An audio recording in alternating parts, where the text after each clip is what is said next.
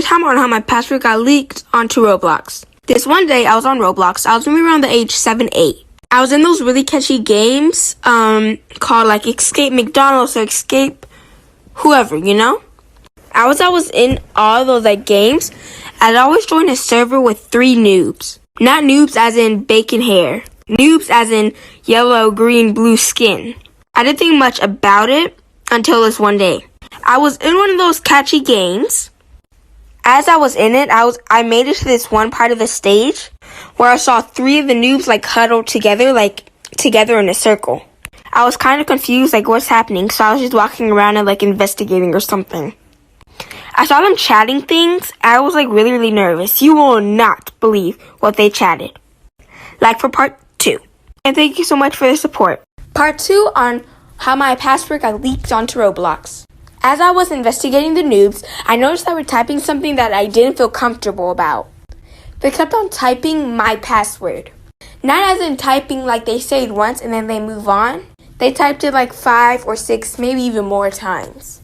As they were typing it, people in the chat were going question mark. They were on a different level, so I couldn't really see them saying it, but I saw it in the chat. So I kind of felt uncomfortable. I just thought maybe they were talking about something else. It doesn't have to be my password. So I just kept on finishing the obby. Then I made it to this other point, maybe like 5 stages later. I saw the 3 exact same noobs, and they were just sitting by each other like a line. I was wondering, do they have admin to this game or something? But now that I think of it, they were hackers, so of course they did. As they were sitting down, they were leaking my password again. But as they were leaking my password, it came with a little more surprise. Part 3 of how my password got leaked onto Roblox. The surprise was they were leaking my password with my email. And I used the same password for literally everything. My email, my Roblox account, everything, my phone, everything. So as they were leaking my email, I went to check was it really my email, and it really was. And if you log into my email account, on the side it has like my credit card with all my credit card info. And I didn't know how to turn it off. I was really, really scared. I was like, oh my God. So they just kept on spamming that, and then they stopped spamming.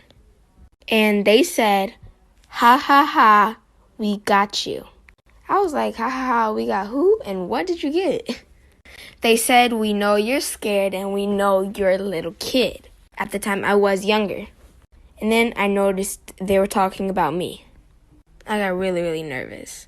So this is a story about how me and my friend wanted to sneak out in 2nd grade to go on a Disney cruise. We were in 2nd grade, so we didn't really know the realistics of things. We were pretty dumb. Each day, one of us or none of us would hide behind a trash can and wait until the lobby was empty of people and sneak out through the bathroom window. When one of us came or none of us came, we would get pretty mad at each other, but then we made up because we really wanted to go on the Disney cruise. Once I thought she was late for class, and I hid behind there, and I waited until everyone was out of the lobby and more because I thought she was late. My grandma, who worked at the school, came to give me my lunch, and I wasn't there, so she got pretty worried. She called my mom, and my mom said I was supposed to be there, so everyone was looking for me. When they found me, I got in big trouble, but let's just get back to the story. So we would hide there every day, and one day we actually both came. I'm sorry, we're running out of time. Come back for part 2. Bye! Okay, so this is part 2. So when we finally got to, the bathroom both together, we hid in one of the bathroom stalls. We were there for a good hour just waiting for everyone to be out and for everything to be good. And then this girl came in and she saw both of our feet in the bathroom stall. She snitched on us and we didn't get our trip.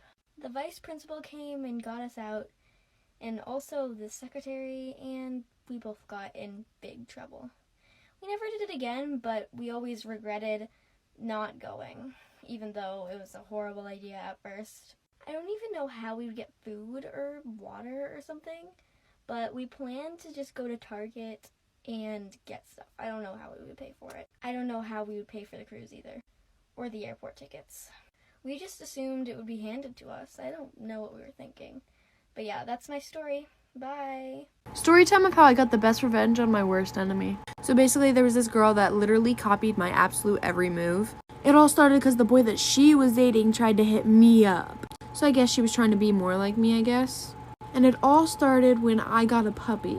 Literally 2 days later, she ended up getting a puppy. the same kind of puppy.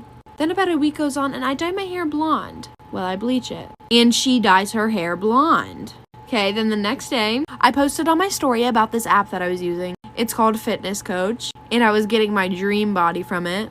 Also, the link to that app will be in my bio. But then not even an hour later, she posted that she was using it. Then I just noticed every single little thing that I did, she would also start to copy. She even started literally copying my outfits head to toe. So once I noticed that, I decided I was gonna try something out. And I bought a bald cap from the store. And then I posted on a private story with only her in it. Ha, guess what happened 2 days later? I'm running out of time for part 2. Part 2, if I got the best revenge on my worst enemy.